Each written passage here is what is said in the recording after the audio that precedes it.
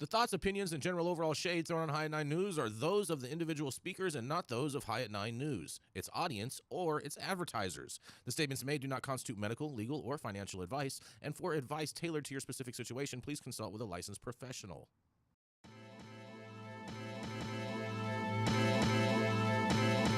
Welcome to the High at 9 News Hour, where you will hear from cannabis industry experts and professionals from around the country talk about important topics while shining light on global issues and discussing cannabis as it relates to politics, regulation and reform, data and technology, science, research and medicine, family and parenting, art, celebrities and entertainment, fitness, sports, mental health and wellness, and plant-based medicines and entheogenics. Together, we are building a stronger community, fighting the stigma and creating change. With your hosts, Jason Beck and Rico Lamitte, joined by special industry expert correspondents from around the country, and daily antics brought to you by Cannabis.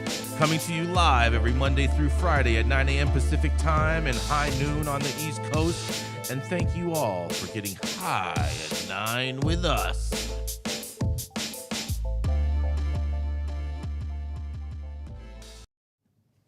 Oh, yeah. Good morning, everybody. Today is September 13th. That's right. It's not Friday. It is Hump Day, and today is Day of the Programmer for all you computer junkies out there. It's also National Bald is Beautiful Day, National Celiac Disease Awareness Day, National Peanut Day, oh, Gretchen's favorite, it's Uncle Sam Day, and Positive Thinking Day, because you definitely need some positive thinking if you have to deal with Uncle Sam.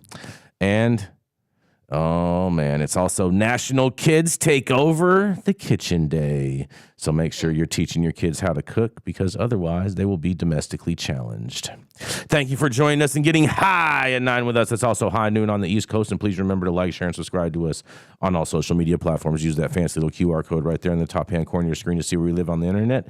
And we are live every Monday through Friday on YouTube and, audio only on some other spaces once we get this coding thing figured out. But nonetheless, we're going to kick it off with, that's right, the feisty redhead who is thugging it out on the West Coast right now. She's the founder of Panoptic Strategies, and she's also, she's like Luke on his fresh out. Well, Gretchen is fresh out of bed. That's right. It is none other than the redheaded princess herself, Gretchen Gailey. All right. First off, I was supposed to have a 7 a.m. call this morning. Oh, you missed that. You slept through that. No. I woke up for that.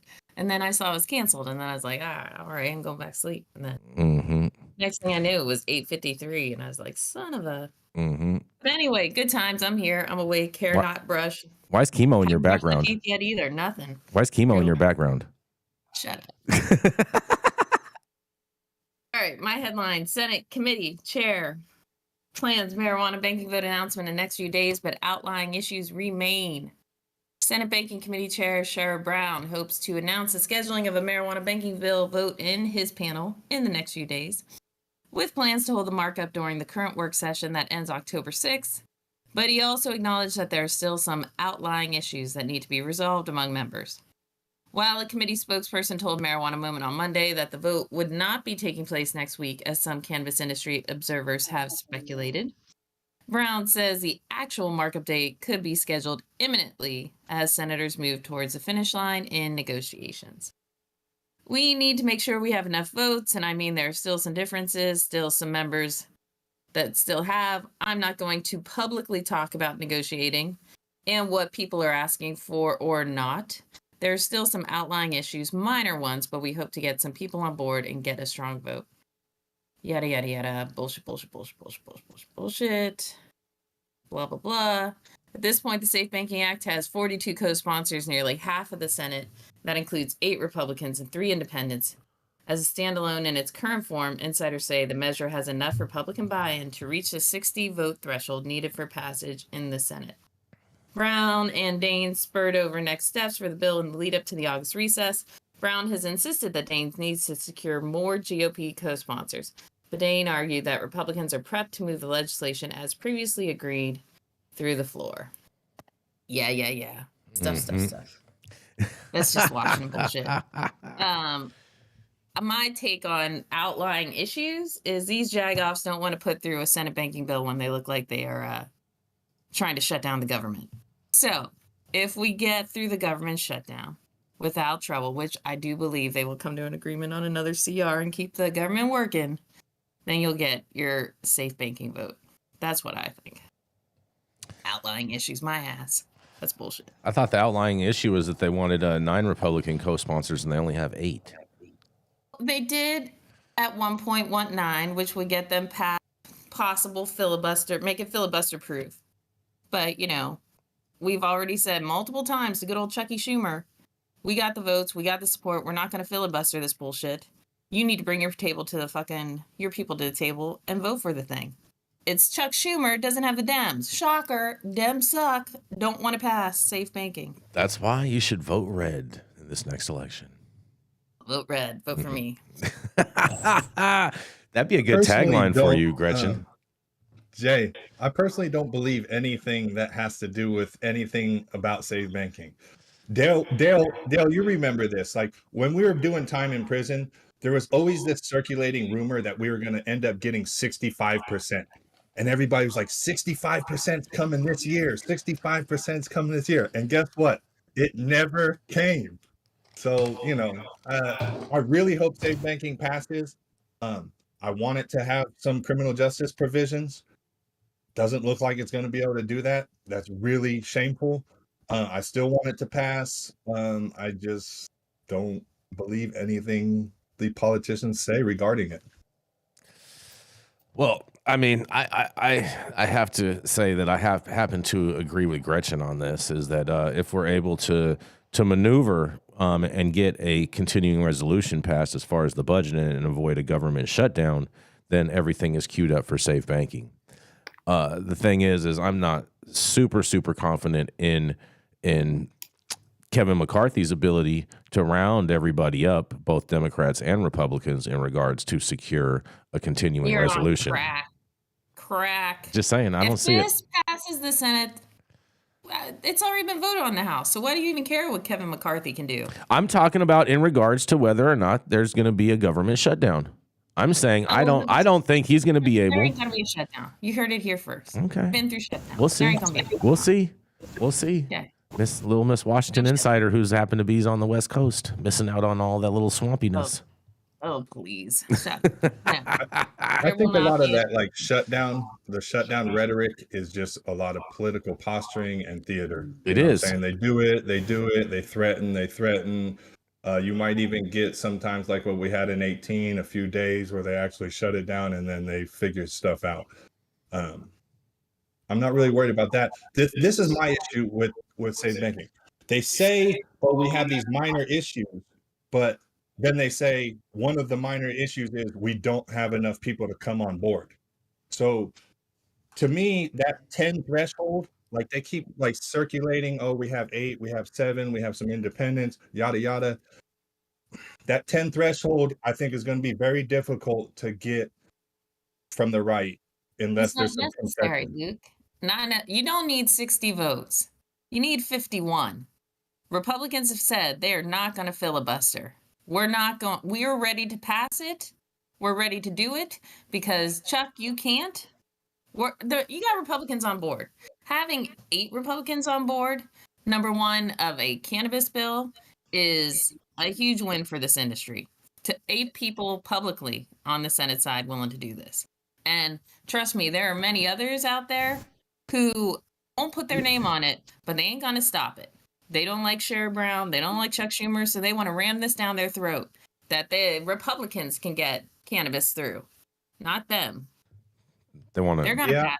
They want to ram it down their throat, huh, Gretchen? I think the end result is Biden's name gets signed onto the bottom of this. I think they don't want that bad enough to where they will hold back on their vote. That's my take on it. I hope I'm wrong. I really do. I hope that this gets passed and we can get some progress going. But and not that you're wrong, but there is also more impetus behind doing things with the whole Schedule 3 announcement. That is kind of lit a fire under these guys of shit, F you. the other agencies are going to do it, and they don't want to get left behind. And Oh, so they're like, all right, we can pass cannabis stuff to you. I think the DEA is Let's going to remember come that down the and slap them Schedule back 3 into thing- reality. What? I think the DEA is going to come back and slap them all back into reality.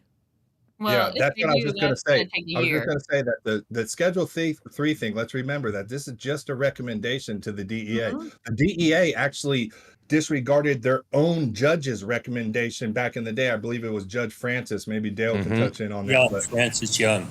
yes, Francis Young. And he was very eloquent in what he said. He said, if the DEA keeps this as a Schedule 1, it's arbitrary and capricious, and implored them to drop it to reschedule. They disregarded their own judge. So for them to like say, hey, Javier Becerra, we're going to listen to you now. Again, super skeptical. I hope I'm wrong again. But man, listen, there's not a lot of hope there. I actually hope that the DEA does come and slap them back in a thing and tell them, no, we're not gonna reschedule this, because I don't believe that it's a fair trade-off to move it to Schedule 3, give it to Big Pharma, and then get 280E relief when there's not even any guarantees that any of these businesses are going to be able to continue operating. You do I realize think the DEA Congress- doesn't think that way whatsoever. What's that? Yeah, you're 100% wrong, but go ahead. I don't care if I'm wrong or right. It doesn't matter. I'm just telling you what I'm willing to trade. And to me, this is like a Brittany G trade-off. I think ultimately the Congress has to move cannabis or marijuana out of the Exactly. Controlled Substance Act altogether and put it someplace else. Otherwise, these bureaucrats, they have too much invested in their own fucking bureaucracies. And ultimately, the DEA are cops, and it's like talking to the California Narcotics Association. They're just never gonna walk away from this. Yep. So, I think that this needs to go through Congress and have them move it out, put it into like ATF, so it gets handled like alcohol and tobacco. Yep. ATF and TTB. Playing these damn games. Yep. Aren't the DEA and Health and Human Services both part of the executive branch of government? So at some point, Biden's on top of this organization. Can he get these two people to harmonize? The DEA, but Biden doesn't care. the DEA is But not part if of the this executive doesn't work, branch. if the DEA comes back and says Schedule 1, Biden's like, I was right all along. War on drugs, yay. Biden doesn't care if it is or not. And he's just doing it to pander to voters. He right doesn't now. remember He his doesn't own give name. The man is not, no. Yeah. He doesn't Yeah. care. Yeah, Dr. Mark, you are correct that Biden does oversee both agencies technically, but Biden could have changed this by himself long ago. He didn't need any of these agencies to tell him to. I understand No. a lot of times they need No. political cover to That's do not true. big things like that, but That's not true. The Biden president had his opportunities. the president cannot deschedule cannabis on his own. That is not true. That's a falsehood. He definitely could with No, an he cannot. executive order. He cannot. Now, You the cannot. next You president cannot could come do. in You cannot. afterwards and do No. something. No, I'm sorry, No, he bro. You can't. cannot legalize cannabis and deschedule cannabis with an executive order by the president. That's not a reality. There's international treaties and there's other things involved that Well, preclude and there was a reason. We've never had a priority for treaties in the past. We can break treaties today, even the present. Okay, well, Trust great. and If it believe was it. an executive Biden, order, with why the didn't stroke of Obama a take care pen- of this years ago? Why didn't anybody else step up years ago? It's not as easy as you think, Luke. That's Well, that's it's not reality. easy because it's not popular in the Hill. Well, Yes, and I'm the court's not not gonna going help, to but- out. Cannabis is I don't- just coming to the place where we can actually even have open conversations and committee meetings. So to ask like somebody like Biden, who was a member of this mass incarceration movement from the very beginning, sponsored the bills that went into effect, for him to be able to say like, look, I'm going to have this change of heart. That's not Biden. Biden's not doing it because Well, Biden let is me tell you- politically not able to. Let's put it like that. Biden's issue has nothing to do with his background as a prosecutor or the war on drugs. It all has to do with his son. It has to do with Hunter Biden and his issue with drugs. And it doesn't matter if cannabis is the drug or not. That generation, when you have a child addicted to drugs, they're all bad. That's Biden's problem with it. That's why he's willing to go the research side, the Schedule 3 side, the medicine side. That's as far as he's willing to go. Well, and I don't think the court would allow an executive order to do this. We had a case recently about the EPA and how much Congress granted the executive authority. And the court said, no, you got to go back to Congress to get that kind of executive authority. So I don't think he would get through the courts very far either. Yep. Exactly. Can't do it. And I absolutely agree with what you guys are saying. However, the executive authority abilities have been so drastically expanded over the last few years that perhaps it would get tied up in court. Perhaps it would go to some judges that are favorable to the executive branch. Listen, these things are very, very touchy. The executive powers over the last, I would say, 30 years have been expanded to a sense that have been really created the president to do whatever they want to. Now, that, like I said, that doesn't mean that the next president can't change it or that the courts can't shoot it down. However, if President Biden did want to deschedule with the stroke of a pen, he could do it. It could be under challenge, but it would be in effect until otherwise. No, he cannot. He cannot do that. He cannot do that. Because it's not He cannot do something that. he That's can not do. true. That's not reality. It's not. It's just not. No, we've seen a lot of really extreme executive orders come down over the course of the last few decades. Somebody would file a suit for declaratory relief and you'd be in the courts, and then there would be a stay issued. I mean, right now the pendulum has swung back away from executive power in our court, especially the Supreme Court. They would step on this. And I mean, we can have all sorts of intellectual arguments. I just don't think it's going to go very far.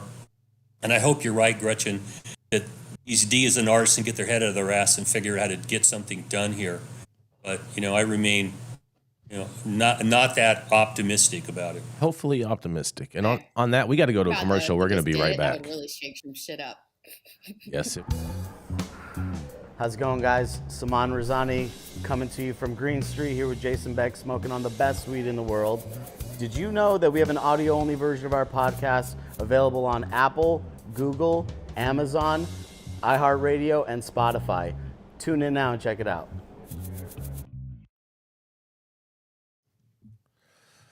Oh yeah, and we're back, you guys. I got a fun little story for you. Thank you for that, Gretchen. We basically have 7 stories today for you, Gretchen. So I'm just giving you the heads up in advance. Well, then you better start moving a lot faster. I'm a fast runner, girl. Don't even worry about me. All right. Oh man, here we go. I hope you guys are ready because it is officially official. New York will open the adult use marijuana retails to MSOs. Every single activist's nightmare, basically. That means that the multi-state operators who years ago snapped up a majority of the state's 10 registered organization permits will enter what observers say could be the largest market on the East Coast. Under the resolutions of the Office of Cannabis Management approved on Tuesday, regulators will accept applications seeking a retail or micro-business license from October 4th through December 23rd. Regulators will also accept applications from registered organizations during a still unspecified window to be set by the office. That action was approved in a separate resolution. In a quote, "Today marks a pivotal step forward, expanding and sustaining the state's medical program and creation of an economically viable and equitable adult use cannabis industry in New York," Barry Carmody, a spokesperson for the New York Medical Cannabis Industry Association, said after a Cannabis Control Board meeting in Albany.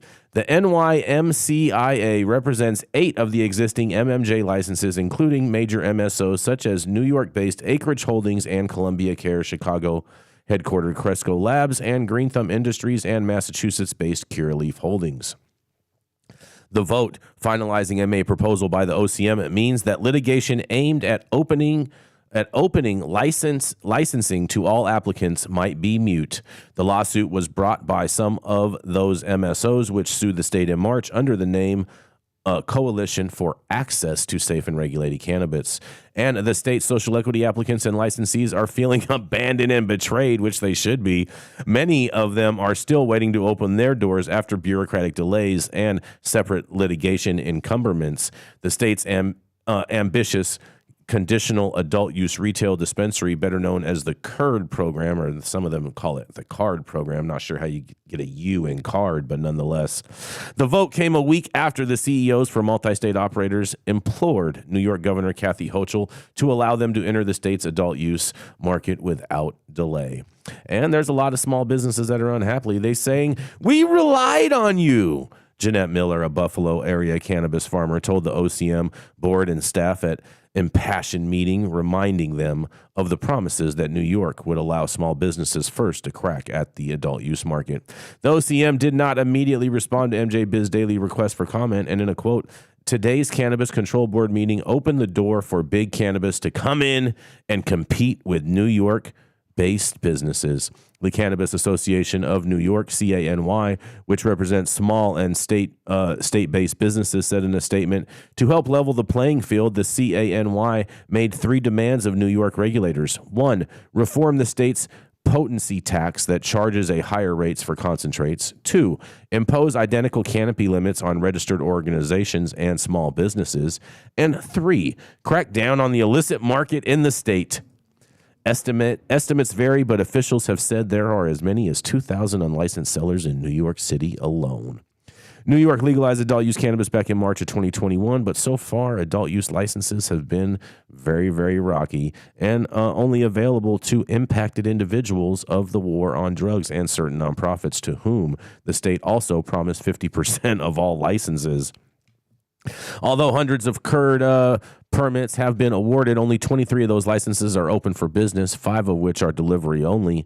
And that means CURD applicants are burning through savings on real estate that isn't generating revenue, while small farmers who lack promised access to licensed retail are watching their harvest crops go stale. Excuse me. And that's why you have so much bunk weed in New York, just for starters. But nonetheless, this thing goes on and on.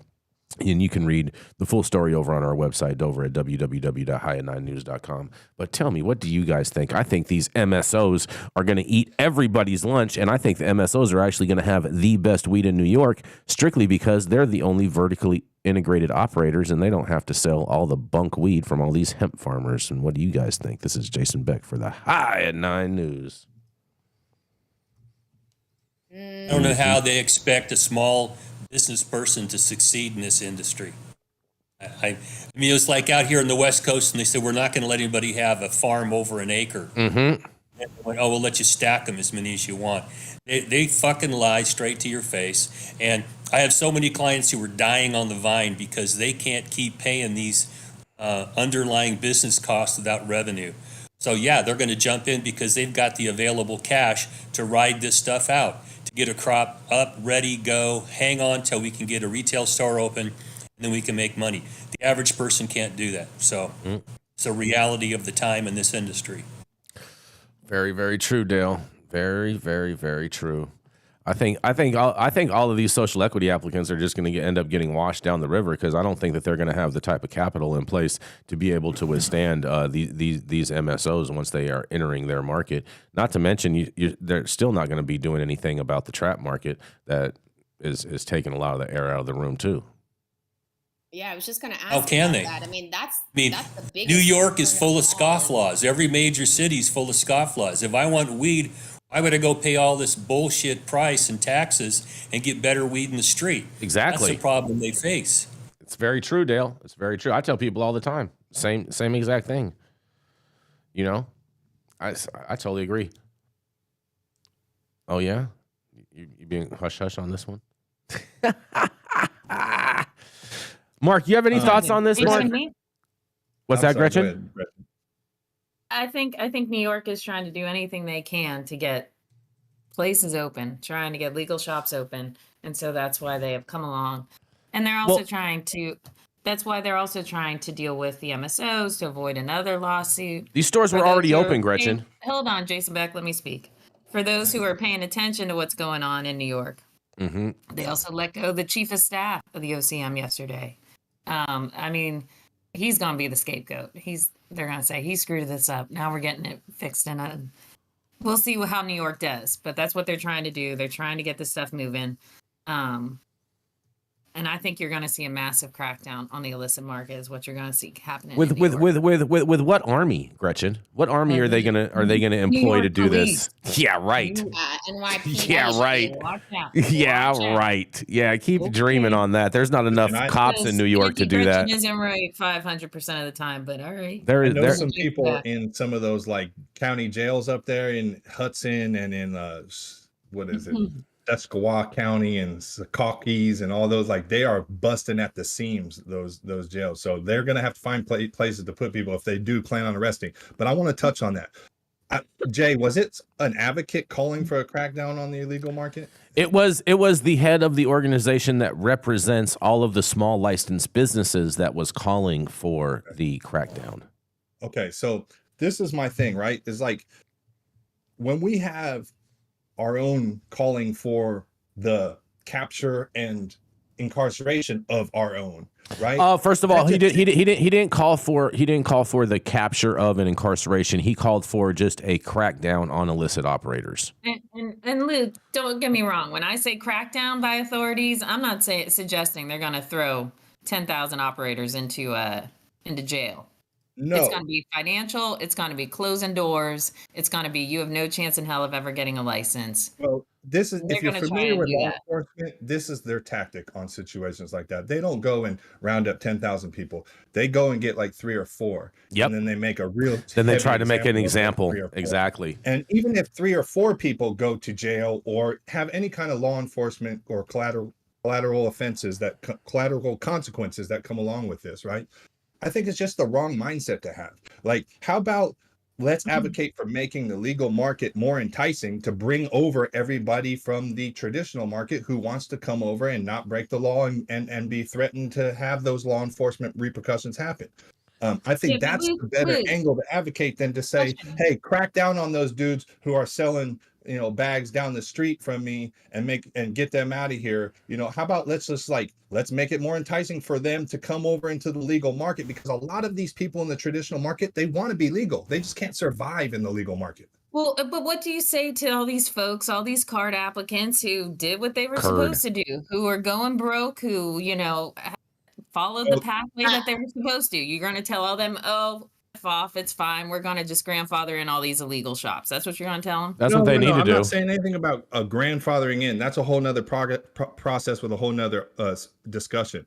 But those people you're not going to have to worry about them. They're going to get gobbled up by the MSOs. The MSOs coming into this market is going to stabilize this market.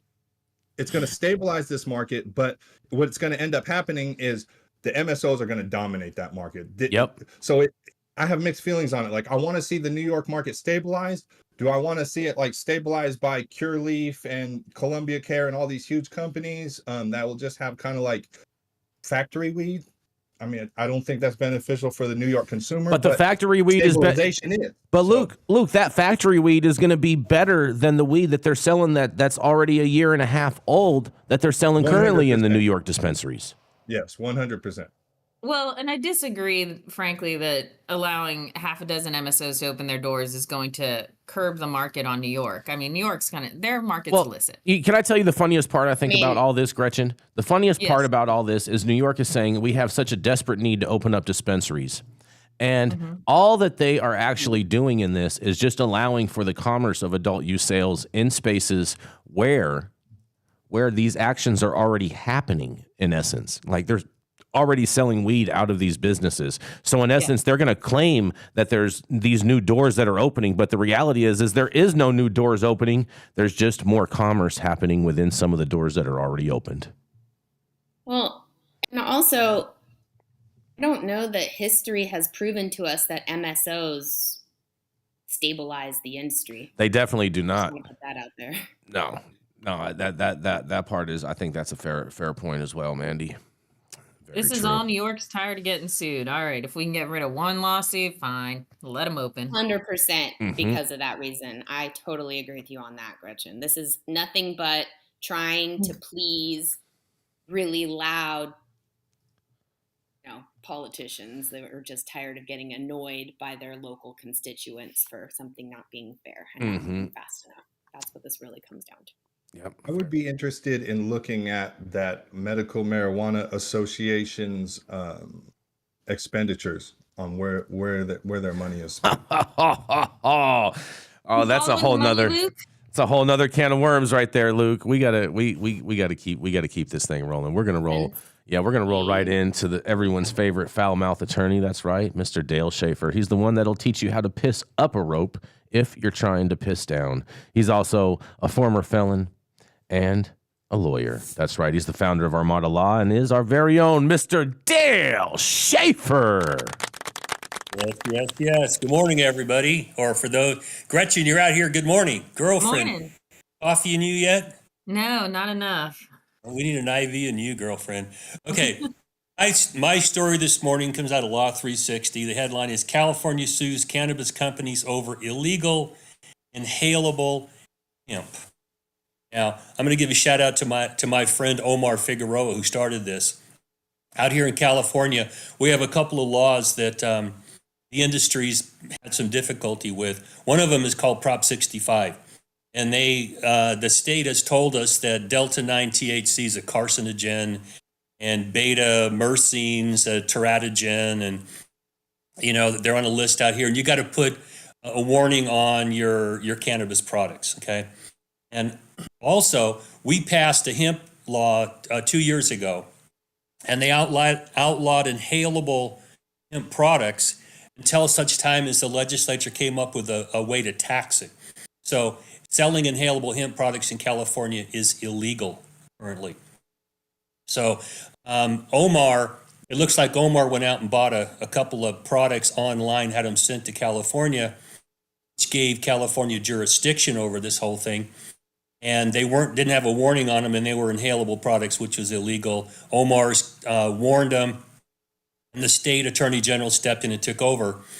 And now he's filed a suit under our Fair Business Practices Act, which stands for the proposition you can't sell things illegally.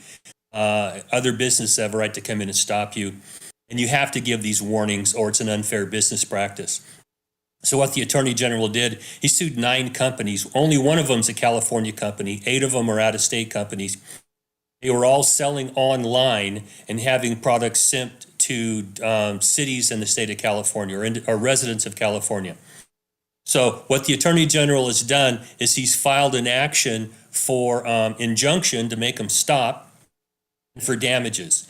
And the damages on this could be quite substantial because they're a minimum of $1,000 per violation per day. It could be as high as $2,500. So if you go out and do discovery on these companies and get a hold of their records of how much have they sent in the state of California, and bend over, grab your ankles, this could be a high fine they're going to impose upon them.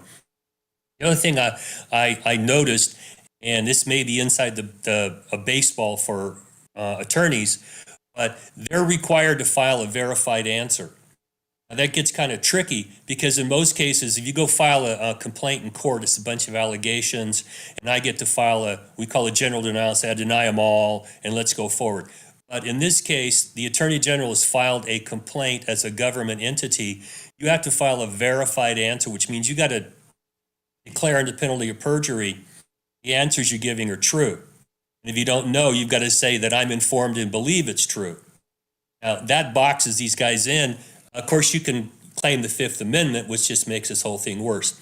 So what we're going to see here, if we just talked a moment ago about enforcement, this is a way that the states, the state attorney generals and local prosecutors can go after businesses in the cannabis space and make their life miserable without putting a single person in jail.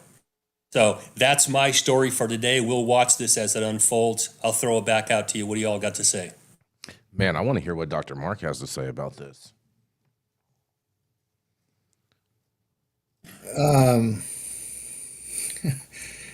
Yeah, I guess my story is related. Hey, Jason. Yeah. Yeah, it's just, I think it goes to show that they weren't thinking too hard and didn't contemplate the implications of the 2018 Farm Bill. I think clearly they didn't think this through. I believe they got snookered on fiber, seeds, and rope and paper and forgot that CBD can be chemically converted into psychoactive products. Do people, I've seen this in non-legal states where they're actually selling hemp flower in jars that looks like cannabis when you go into a dispensary. This was sort of what I was thinking during the discussion around the New York market, is that they've blurred the lines between the bodega the smoke shop, the vape shop, and the dispensary, especially in New York. But I remember, I think I was in St. Louis several years ago. I remember because I was rushing to get to the barbecue in time. And I needed to get a torch because I was flying with a rig, but I didn't have a torch.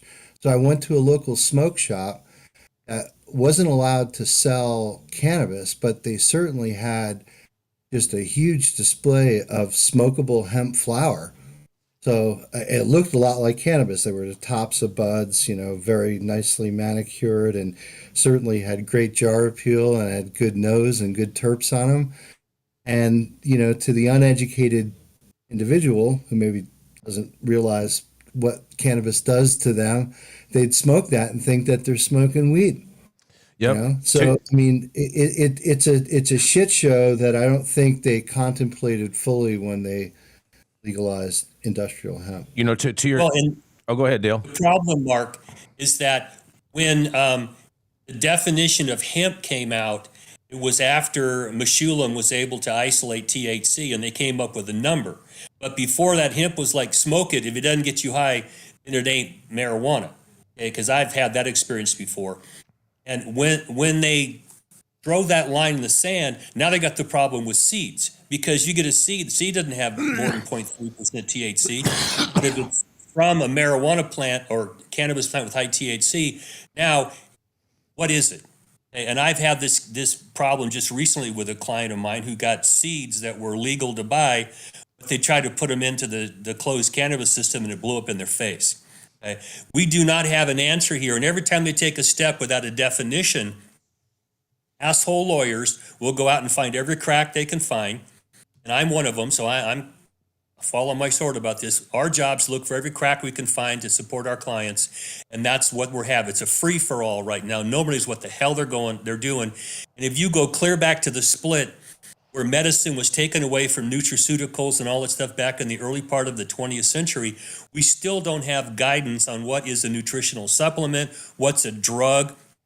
The Controlled Substance Act is single molecule, as Jason reminds us a lot.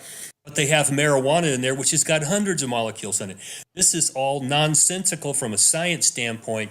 So it's easy to poke holes in this in court, but it doesn't help a damn person out there trying to figure this out.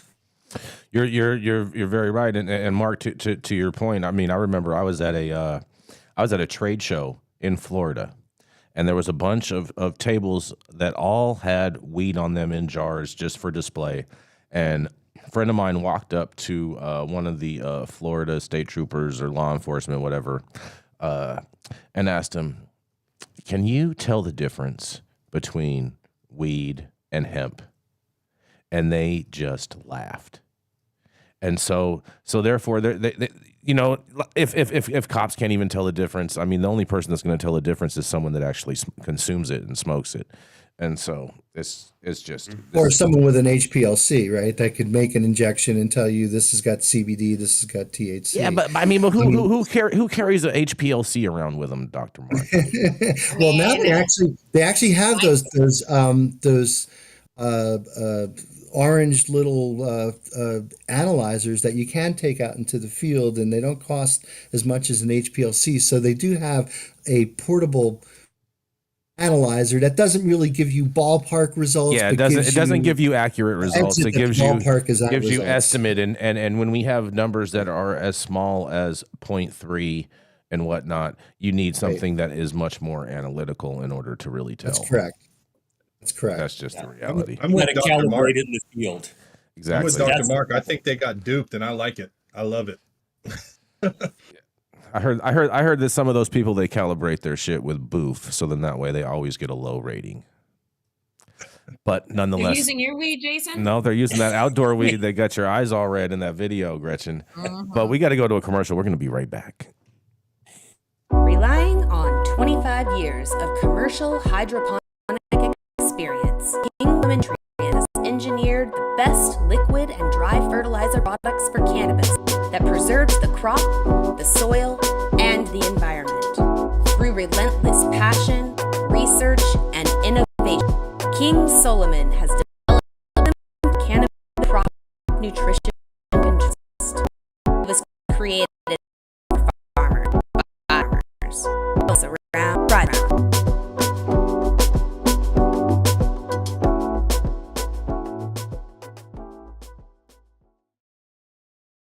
Oh, yeah. Oh, yeah. Well, stop whatever you're doing. Make sure you hit that like button. That's what YouTube loves, and so we would love it if you would hit that as well. Also, make sure you subscribe to the show if you haven't subscribed already, and you can read every single article on our website at www.highat9news.com. You have another commercial, Adam? All right. The Control Tower from Highly Educated has perfected the dab. Utilizing the concept of thin film evaporation, you can waste none of it and taste all of it. The micro texture of the SE pillar increases nucleation at elevated temperatures. And with the tower propelling at 2,600 RPMs, it's certainly the most efficient dab experience to date. The Control Tower from Highly Educated. Oh, yes. Coming up next, that's right. We have Miss Manndie Tingler. She is a mom. She's an Emerald Cup edibles judge, along with being the notorious Miss Carmen Sacramento. That's right. It is none other than the Miss Manndie Tingler. Good morning, everybody. Today, my article comes direct to us from BBC News. The headline reads, "Parents feel misled by ministers over medical cannabis pledge." High-profile government climb down that legalized a type of cannabis medicine on the NHS 5 years ago misled patients, campaigners say.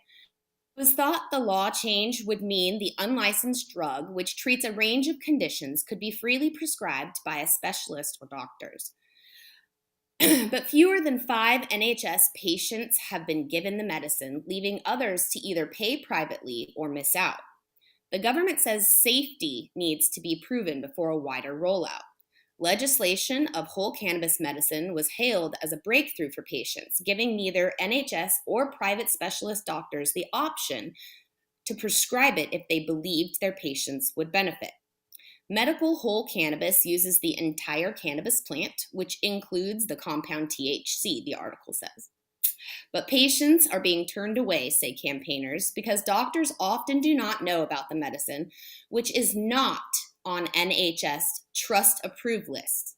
Some specialists who do know about it say there is insufficient evidence of the drug's safety and benefits to support prescribing. The drug would need to undergo medical trials before it could be officially licensed.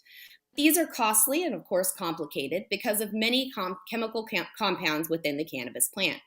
Campaigners say trials of medicines containing whole plant cannabis, particularly with the aim of helping children, would be unethical, as some patients would have to come off essential medication to take a placebo. 5 years after medical cannabis was legalized, why is it still so hard to get a prescription? BBC has been told that when specialist doctors do want to prescribe the unlicensed products, there is no simple way to get funding. You have to ask NHS England to make an exception to pay for individual cases, but they are almost always turned down. It's known that fewer than 5 have been approved, of course. These licensed cannabis drugs do exist for specific conditions, but they do not use the whole plant. For example, one called Epidiolex, which we've talked about here on the show a few times, contains other cannabis compound, CBD. It can be prescribed for epilepsy, but does not benefit patients across the spectrum of all epilepsy disorders. The first patient that received an NHS prescription for medical cannabis was 11-year-old Alfie Dingley, who had severe epilepsy. His mother, Hannah, successfully spearheaded a high-profile campaign, which was led in 2018 to change legislation. Before then, Alfie traveled all the way to the Netherlands, where whole plant cannabis oil was legal under the prescription for medical purposes. Following Hannah's campaign, Alfie's general practitioner was granted a license to prescribe it under direction by a specialist doctor and a process called a shared care agreement. Alfie's mother believes the treatment has been life-changing, and he has not had a seizure for 3 years. He gets 13 bottles of Betterlight on an NHS prescription each month. The cost would otherwise be £225 per bottle.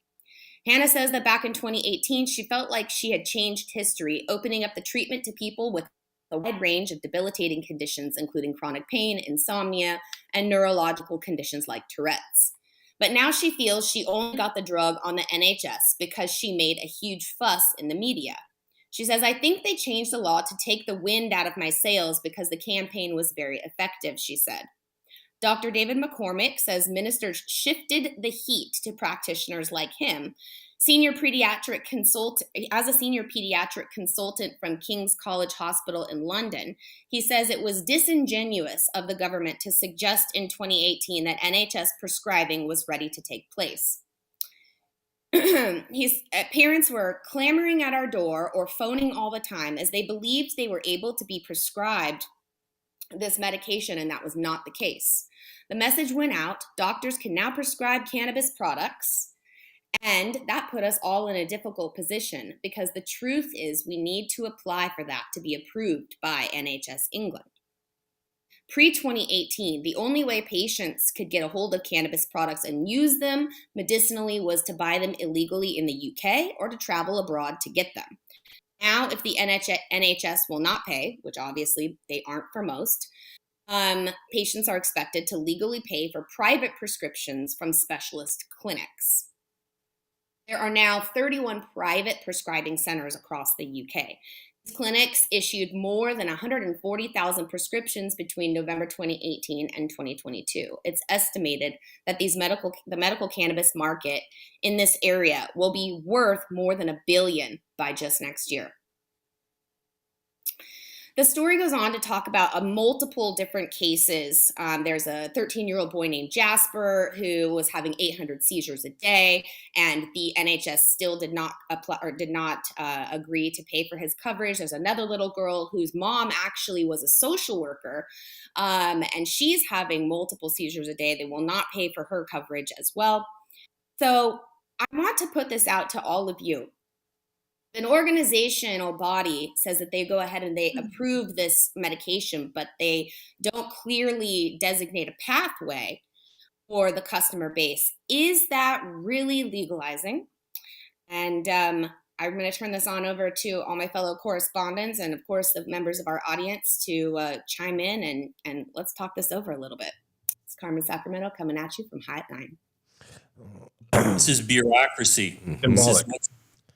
This is the symbolic problem. legalization when you have access, when you have it passed, but you have no access. It's like DC, Gretchen, right? Sounds like the FDA to me, but whatever. Yeah. Well, but that, if we go back to when they split off in our country with these drugs, Europe followed a lot of the same examples. They want to do all this experimentation with a new single molecule. And, you know, Mark, you may understand this. If you go back to Dr. O'Shaughnessy, who went to India and studied Ayurvedic medicine, they were using the hell out of cannabis and have been using it for thousands of years. And we can take those examples and bring them forward and find it still works because humans haven't evolved away from cannabis being effective. The problem is we keep dealing with bureaucrats that want to pass this along and not make the hard decisions. And I don't know how we fix that because we're in a similar fight in this country, you know, fighting over every little part of it. And somebody with a sick kid, you go, fuck this, I'm going to go find some medicine and treat my kid. I've dealt with that a lot and been to court trying to protect them from having kids taken away and things like that. But this is just a further bureaucratic foot dragging when all the evidence we have, there's never been a cancer caused by smoking weed. Okay. Mm-hmm. And Dr. Taskin's study at UCLA proved that, 30, 40 years ago.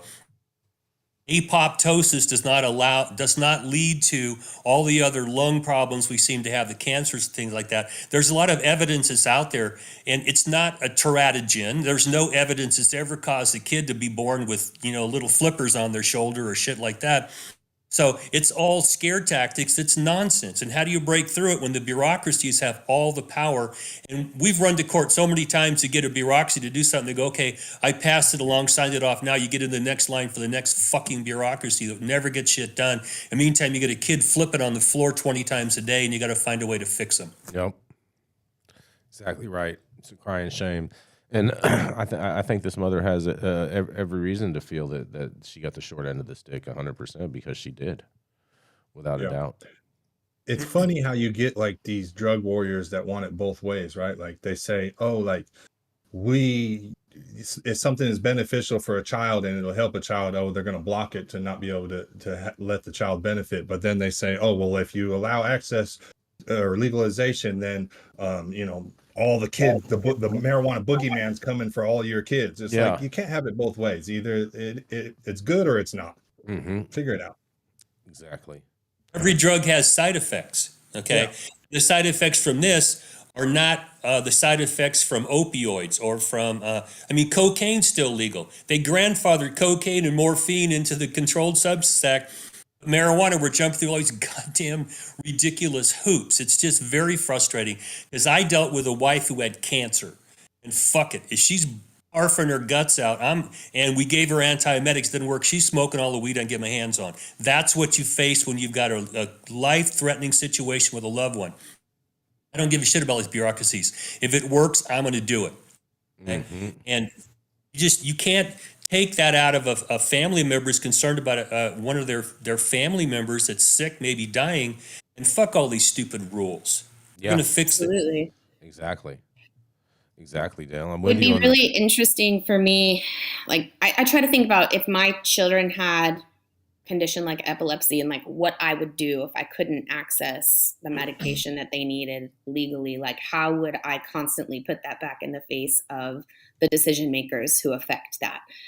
And I just really feel for these parents. And you guys know, whenever I get a chance to cover an article about families, this is it. And this is a really big issue. It's the centerfold of like where the medical cannabis movement really started becoming important for parents, right? And then really being outspoken. And it's really shitty that an entire nation would create a paradigm like this and then just go out of their way to ignore the situation. But I guess that's the truth for cannabis all over the world. very, very much so. We got to keep this moving. We got to roll right in to Mr. I hope I don't mess this up, Mr. Dr. Mark Scialdone. Did I say it correctly?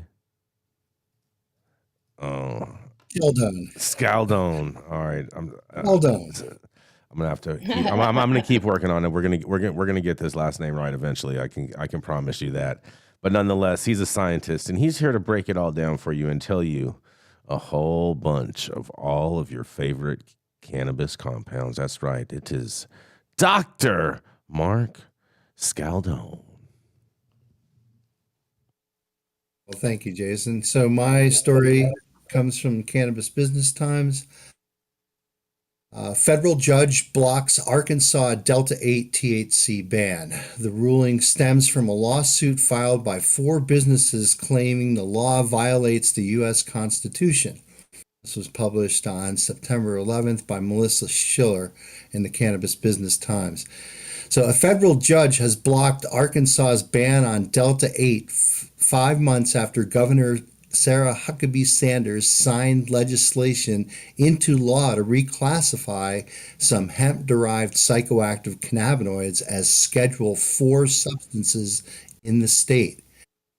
Act 629 passed during Arkansas's 2023 legislative session, and hemp-derived Delta-8, Delta-9, Delta-6A, Delta-10, Delta-10A THC in the state, with sponsors arguing that Delta-8 in particular was being marketed to children and sold at convenience stores where clerks did not verify customers' ID. The new law took effect August 1st, but has been placed on hold following the September 7th court ruling. U.S. District Judge Billy Roy Wilson's ruling last week stems from a lawsuit filed by 4 cannabis-related businesses claiming that the law violates the U.S. Constitution's Commerce and Supremacy Clauses, according to the Arkansas Democrat-Gazette. Plaintiffs, Biogen LLC, Drippers Vape Shop LLC, the Cigarette Store, doing business as Smoker Friendly, and Sky Marketing Corporation, Our hemp product marketers located in Arkansas, Colorado, and Texas filed the lawsuit on July 31st in federal court in Arkansas, the news outlet reported.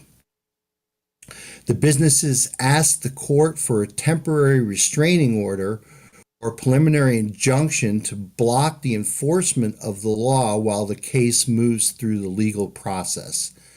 Huckabee Sanders, Attorney General Tim Griffin, directors of the Arkansas Department of Finance and Administration, the Tobacco Control Board, State Department of Agriculture, and the State Plant Board, and 28 prosecuting attorneys in the state were all named as defendants in the lawsuit, according to the Arkansas Democrat Gazette.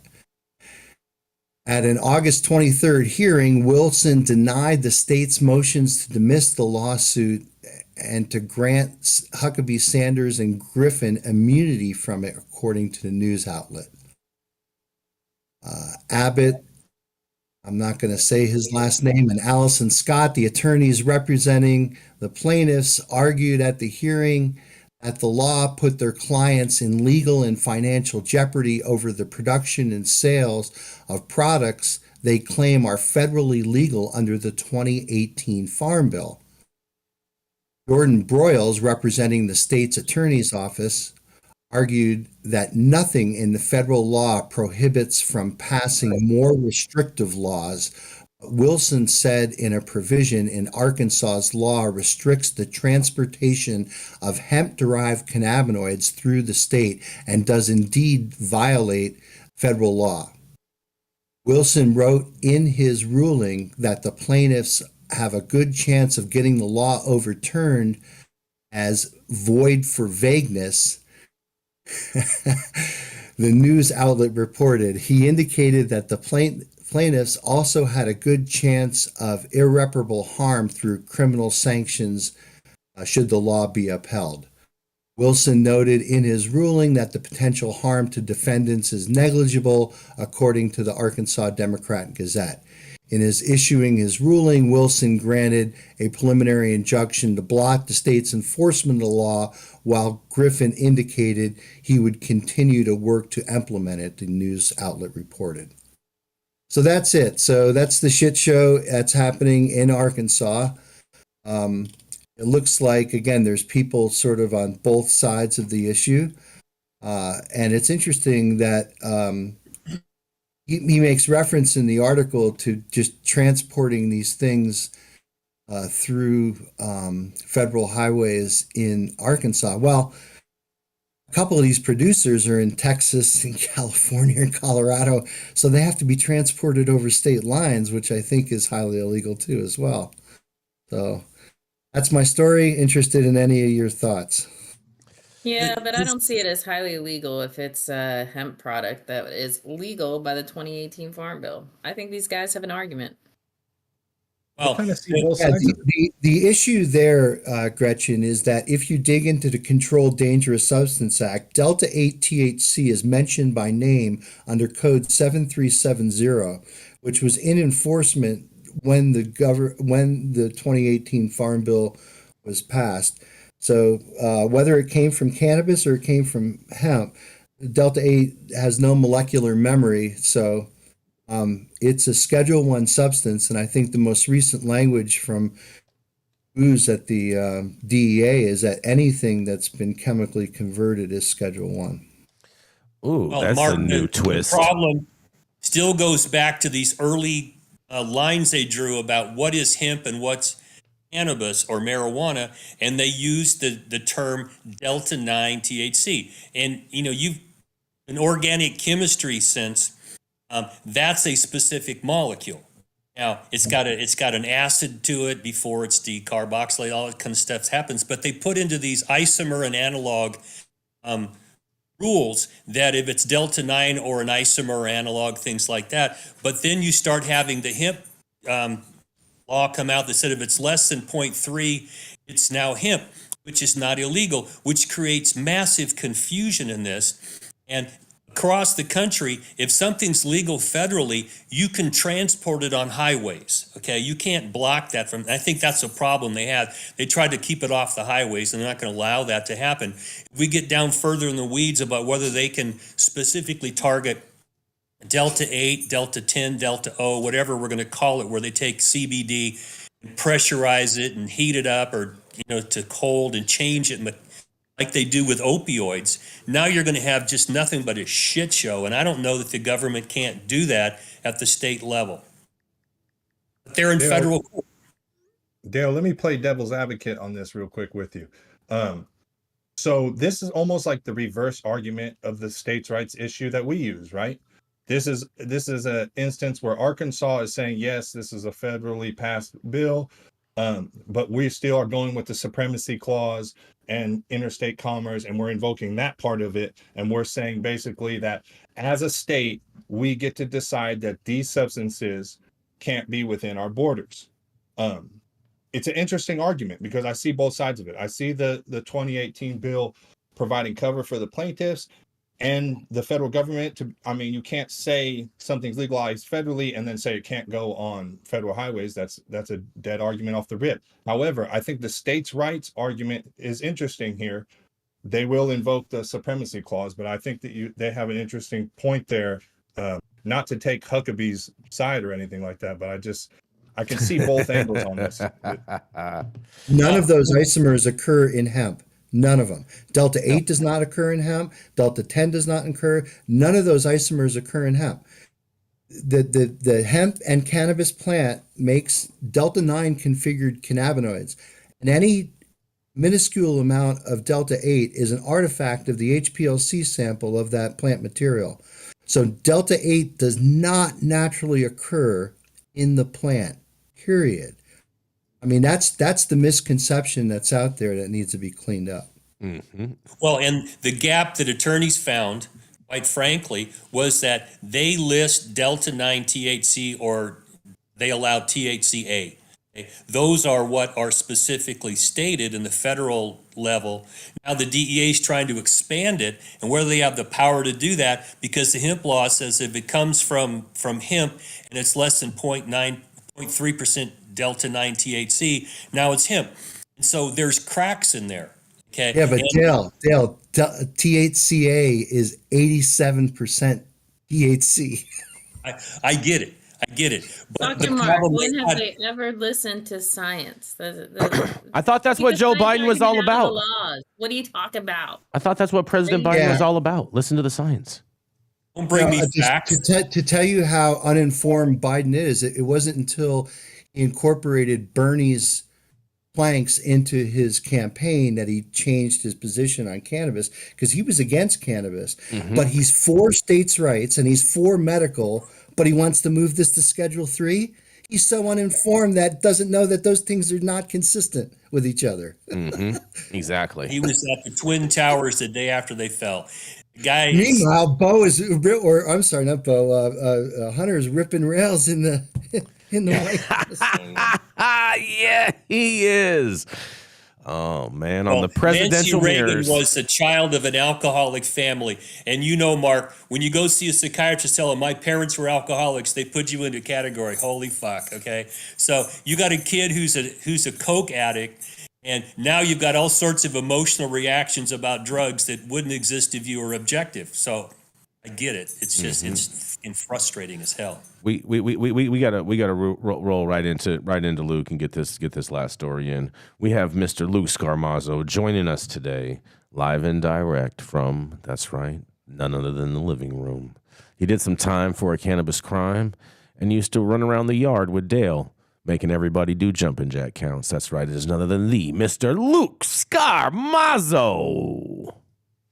Yes. Good morning, everybody. Yeah, Dale was running the burpee car, making everybody do burpees and Navy SEALs. It was rough. Everyone punching their chest. With that OG right there. I put up with no shit either, right, Luke? That's right. But speaking of jails and prohibition, I like taking you back to prohibition as your number one high at 9 outlaw correspondent. We're gonna go all the way back to prohibition yesterday. This one comes to you from Pennsylvania and the Reading Eagle, and the headline states, State Police seized 246 pounds of marijuana from an SUV on Route 222 in Berks. Little caveat, hey, today is my 222nd day out of prison. Just some weird number correlation there, but anyway. The driver insisted, I'm tying everybody into this story now. The driver insisted it was hemp, was the material in the dozen garbage bags that was filled to the vehicle to the roof, and troopers said.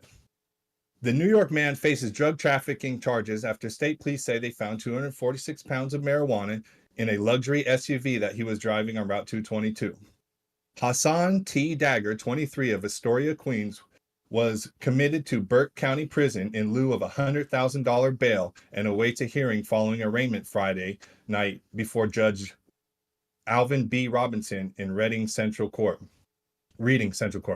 State police charged Dagger with possession and intending to deliver marijuana and vehicle code violations. According to probable cause affidavit, a trooper assigned to the state police drug law enforcement division was in an unmarked vehicle monitoring the southbound traffic in Brecknock Township on Friday at about 10 a.m. when he saw a Porsche Cayenne with heavily tinted windows go by. The trooper pulled out, and as he closed in on the SUV, he could see the interior was filled to the roof with garbage bags that would have blocked the driver's view out the side and rear windows. The SUV veered onto the white line several times while the trooper followed it. The trooper turned on his emergency lights and sirens. As he approached the car on the passenger side to talk to Danger, he smelled a strong odor of marijuana, and Danger explained he was transporting hemp in large garbage bags. A K-9 team specialized in narcotics detections was dispatched. The drug detection dog signaled the presence of marijuana in the vehicle. During the search, the troopers found 12 garbage bags containing 246 one-pound bags of suspected marijuana, along with envelopes containing sticker labels of various flavors and THC products. THC is the psychoactive component of marijuana. Danger was taken into custody. One of these bags of suspected marijuana was transported to the state crime lab in Bethlehem for testing. The analysis showed the level of THC was above the 0.3 threshold, so it was identified as marijuana. Man, new angle in the trap. Like, hey, like those pounds that are sitting there back in my trunk, that's hemp. What are you talking about? Like, I don't. So yeah, I mean, it's not funny. Some people are still going to jail behind this. Obviously, $100,000 bail sitting in a jail.